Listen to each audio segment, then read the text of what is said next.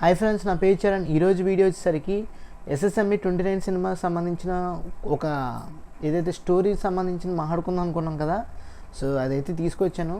So దీని గురించి కంప్లీట్గా మాట్లాడుకునే ముందు మీరు ఫస్ట్ టైం మన ఛానల్ చూస్తున్నారంటే తప్పకుండా మన ఛానల్కి అయితే సబ్స్క్రైబ్ చేసుకుని పెట్టుకోండి. ఎందుకంటే మన ఛానల్ నుంచి రెగ్యులర్గా మూవీ రిలేటెడ్ వీడియోస్ కానీ రివ్యూస్ కానీ అప్డేట్స్ కానీ వస్తూ ఉంటాయి. మిస్ కాకుండా ఉండాలంటే తప్పకుండా మన ఛానల్కి అయితే సబ్స్క్రైబ్ చేసుకుని పక్కన ఉన్న బెల్ ఐకాన్ కూడా ఆన్ చేసుకుని పెట్టుకోండి. సో దట్ అక్కడ నేను పెట్టిన వెంటనే మీకు వీడియో అయితే అక్కడ నుంచి చూసే అవకాశం ఉంటుంది.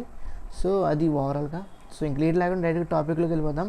ఫస్ట్ ఆఫ్ ఆల్ నేను కొంత రీసెర్చ్ అయితే చేశాను. ఐఎండిబిలో కానీ లేదంటే కొంత వెబ్సైట్స్లో కానీ చూసినట్లయితే మ్యాక్సిమం ఉన్న ఒక లైన్ వచ్చేసరికి ఏంటంటే, హీరో ఒక గ్లోబ్ ట్రోటర్, అంటే ప్రపంచ యాత్రికుడు. తను ప్రపంచం అంతా తిరుగుతూ ఉంటాడు.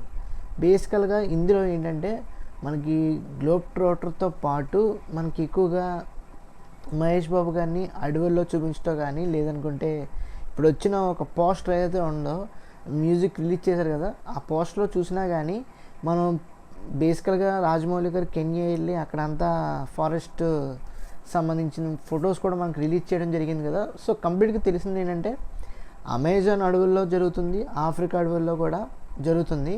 సో ఈ రెండు ఫారెస్ట్లో కూడా, ఈ రెండు ఏరియాస్లో కూడా మనకి ఎక్కువగా షూటింగ్ అయితే జరుగుతుంది. దాంతోపాటు ఆ బ్యాక్ డ్రాప్లోనే ఎక్కువ సినిమా అయితే తిరిగే అవకాశం ఉంటుందని చెప్పేసి ఒక ఆలోచన అయితే, ఒక విధమైన ఇమాజినరీ స్టోరీ అయితే మనకి తెలుస్తుంది. దాని లైన్ కూడా ఇదే. మ్యాక్సిమం గ్లోబ్ ట్రోటర్ అనేవాళ్ళు ఈ రెండు ఏరియాస్లో అడ్వెంచరస్గా, ఈ రెండు ఏరియాస్లో కూడా బేసికల్గా ఎక్కువగా తిరుగుతారు. అట్ ది సేమ్ టైం మిగతా దేశాలు కూడా తిరుగుతాడు, బట్ ఒక పర్పస్తో తిరుగుతాడు అనే ఉద్దేశంతోనే ఉంటుంది. సో ఎన్ని చూసుకున్నా కానీ కంప్లీట్గా అల్టిమేట్గా మనం సో బేసికల్గా స్టోరీ అనేది ఇలాగా మనకి ప్రపంచ యాత్రికుడు ఈ విధంగా అయితే స్టోరీ అయితే తిరుగుతూ ఉంటుంది. బేసికల్గా ఇక్కడ ఏదైనా సరే ఒక స్టోరీ నడవాలంటే కాన్ఫ్లిక్ట్ అనేది ఉండాలి.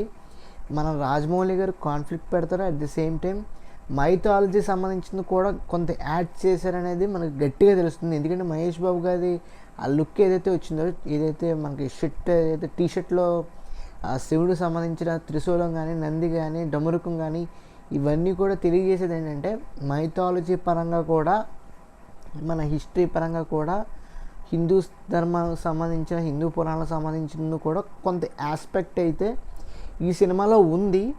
సో ఇది కంప్లీట్గా హీరో ఒక బేసికల్గా ఇది ఇమాజినరీ స్టోరీ కాబట్టి ఎలాగైనా చెప్పుకోవచ్చు అనుకోండి. హీరో మనకు తెలిసినంత వరకు ఫస్ట్ ఒక 30 minutes వరకు హీరో ప్రపంచ యాత్రికుడు కింద చూపిస్తారు. కొంత స్టోరీలోకి అలా డ్రైవ్ అవుతున్న సమయంలో ఒక కాన్ఫ్లిక్ట్ ఏదైనా రావచ్చు. ఆ వచ్చిన ప్రక్రియలో మనకి హీరోయిన్ రూపంలో వస్తుందా, విలన్ రూపంలో వస్తుందా, లేదనుకుంటే ఒక క్యారెక్టర్ ఏదైనా సరే పెట్టినప్పుడు ఆ క్యారెక్టర్ అనేది విలన్కి కనెక్ట్ అయ్యి అలాగా మనకి చూపించబోతుందా, ఇవన్నీ కూడా డాట్స్, లేదంటే ఇవన్నీ కూడా ఒక క్వశ్చన్ మార్క్స్, లేదంటే ఇమాజినరీ పాయింట్స్ కింద మనం కన్సిడర్ చేయాలి. బేసికల్గా ఏంటంటే స్టోరీలో ఏదో రూపంలో ఏదో విధంగా అది ఒక రకంగా ఏంటిది మనకి ఇంటర్వెల్ బ్యాంగ్కి తగ్గట్టుగా ఒక టర్న్ తీసుకుంటుంది. 30 minutes తర్వాత ఒక టర్న్ తీసుకున్న తర్వాత ఇంటర్వెల్ బ్యాంగ్ పడినప్పుడు కరెక్ట్గా ఆ వారణాసి సంబంధించింది, మైథాలజీ సంబంధించింది వన్ బై వన్ రివీల్ అవుతూ కట్ అవుతుంది, ఇంటర్వెల్ బ్యాంగ్ అవుతుంది. ఆ తర్వాత అసలైన కథ అయితే మనకి తీసుకెళ్లే విధంగా అయితే ఉంటుందని ఒక అపోహ అయితే ఉంది, ఒక తగ్గట్టుగా స్టోరీ అయితే మనకి ఉంది. సో అది ఏ విధంగా ఉండబోతుంది, అసలు ఏ దాంట్లోంచి తీసుకున్నారు, ఆయన థాట్ ప్రాసెస్ ఏంటి, ఈ సినిమా పట్ల ఆయన విజన్ ఏంటి అనేది మనకి కంప్లీట్గా అయితే తెలీదు.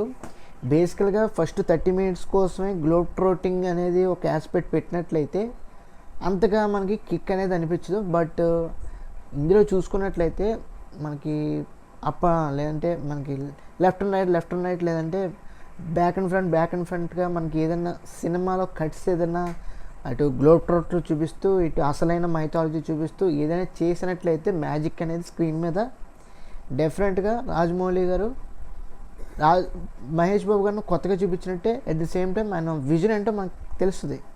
ఎందుకంటే సినిమాని ఎలాగ చెక్కాలో జక్కన్న గారికి చాలా బాగా తెలుసు, అదే విధంగా చెక్కుతారు. బట్ ఏంటంటే ఈ సినిమా అనేది ఎంతో అసలు అనౌన్స్మెంటే ఎవరైతే స్టోరీ తెలియదు, ఏమీ తెలియదు.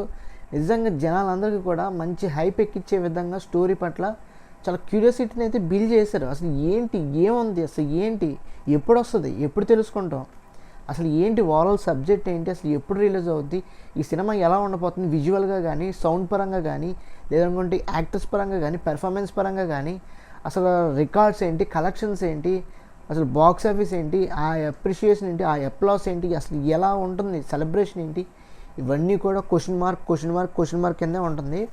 బట్ ఓవరాల్గా స్టోరీ చూసుకున్నట్లయితే నాకు వచ్చిన థాట్ ప్రాసెస్ ప్రకారం అందులో కొంత రీసెర్చ్ చేసిన ఆర్టికల్స్ ఏదైనా కొంచెం అటు ఇటు చదివినప్పుడు నేను అనుకున్న పాయింట్ అయితే మట్టికి ఫస్ట్ 30 minutes కానీ ఫస్ట్ హాఫ్ కానీ మనకి ఏదైనా ప్రపంచ యాత్రికుడి కింద చూపించి కొన్ని పాయింట్స్ సినారియోస్ తీసుకొని ఒక్కొక్క దేశంలో ఒక్కొక్క పాయింట్, ఏదైనా ఆఫ్రికాలో ఒక పాయింట్ తీసుకొని, అమెరికాలో ఒక పాయింట్ తీసుకొని, లేదంటే వేరే చోట ఎక్కడ ఏదైనా పాయింట్ తీసుకొని, మన ఇండియాకి వచ్చేసరికి మన మైథాలజీ పరంగా ఒక పాయింట్ తీసుకుని ఏదైనా తీసుకుని చేస్తారా అనేది కూడా ఒక క్వశ్చన్ మార్క్ అయితే ఉంది.